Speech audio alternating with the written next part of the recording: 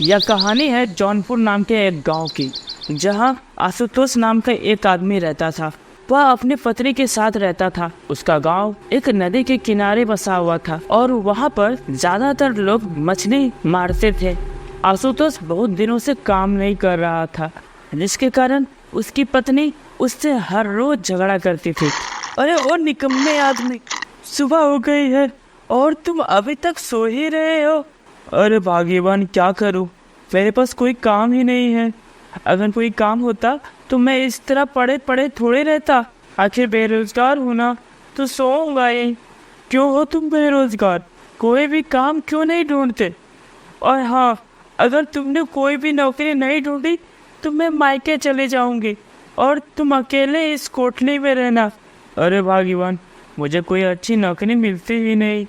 मुझे कोई फर्क नहीं पड़ता, तुम्हें अच्छी नौकरी मिले या खराब नौकरी, मुझे तो बस नौकरी चाहिए। जाओ बाहर कोई नौकरी ढूंढो। इतना सुनकर आशुतोष नौकरी ढूंढने के लिए घर से बाहर निकल जाता है। इधर उधर भटक रहा था। अरे यार, कैसी पागल औरत से शादी कर ली। अब मैं तुरंत अभी नौकरी कहाँ से ढूंढूं? यहाँ अच्छे अच्छे पढ़े लिखे लोग बेरोजगार बैठे हैं और इसे लगता है कि सिर्फ मैं ही बेरोजगार हूँ। और वह ऐसे ही काम खोजते खोजते नदी के किनारे चला जाता है और कुछ मछुआरे को मछली मारते हुए देख रहा होता है। मैं कोई काम ही नहीं कर पाता, सच्ची कहती है। लगता है आज मैं घर भी नहीं जा पाऊंगा। वह अपने मन में बड़बड़ा रहा था। तभी उसके पास एक आदमी आता है और वह आशुतोष से कहता है, अरे नहीं, इस दुनिया में कोई भी निकम्मा नहीं होता, बस उसे एक मौके की तलाश होती है। अरे भाई, तुम कौन हो और तुम्हें कैसे पता कि मैं निकम्मा हूँ? देखो दोस्त, मेरा नाम सोहन है और मेरे पास तुम्हारे लिए एक नौकरी है। तुम्हारे ऐसे हालत को देखते हुए मैं तुम्हें आज से ही काम देता हूँ। भाई, क्या तुम सच कह रहे हो? हाँ हाँ, सच ही कह रहा हूँ।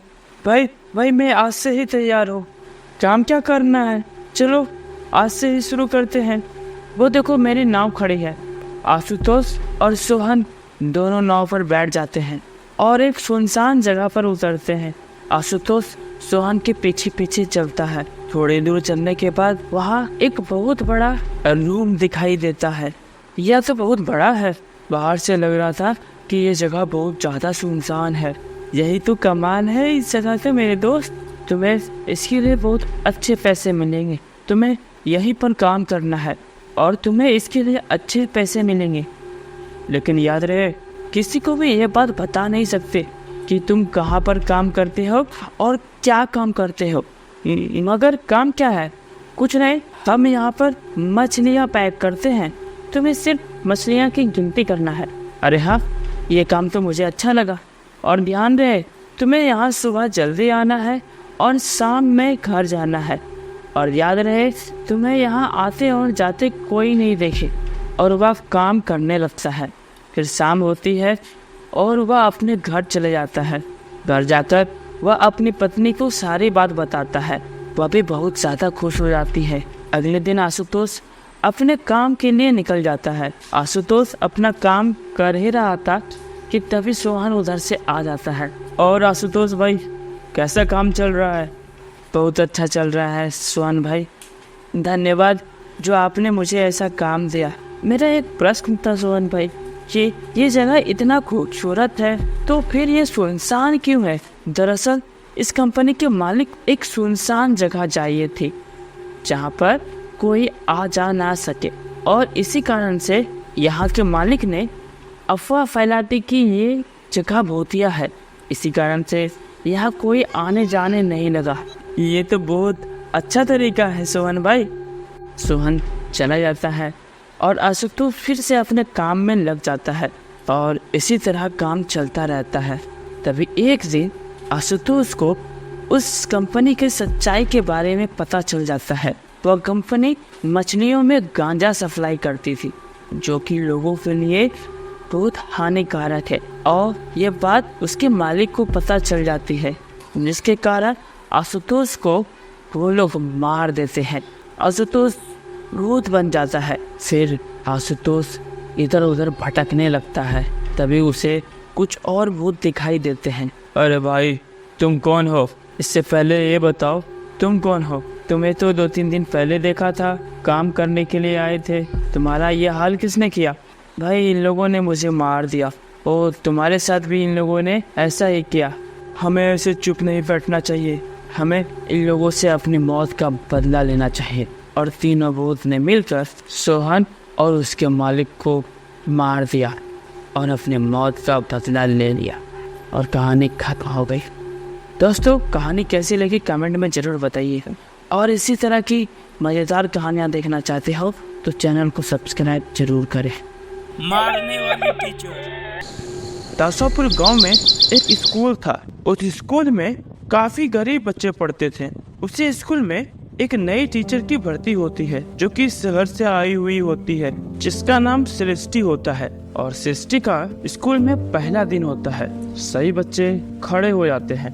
बच्चों, मेरा नाम है सृष्टि। उन सभी बच्चों में से एक लड़की थी मोनी, जो कि नए मैडम का नाम ठीक से नहीं ले पाती थी। क्या नाम है मेरा? तृप्ति। तभी मैडम गुस्सा हो जाती है। लड़की इधर आ, क्या बोला तूने?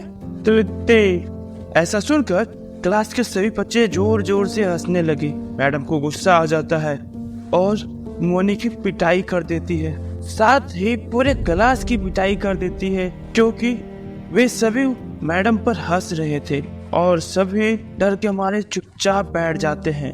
एक बात कान खोल के सुन लो, अगर किसी ने घर में बताया कि मैंने तुम लोगों को मारा है तो इससे भी बुरा हाल होगा कल तुम लोगों का। घर जाकर किसी भी बच्चे ने स्कूल वाली बात अपने माता पिता को नहीं बताई। अगले दिन सृष्टि फिर से क्लास में आती है।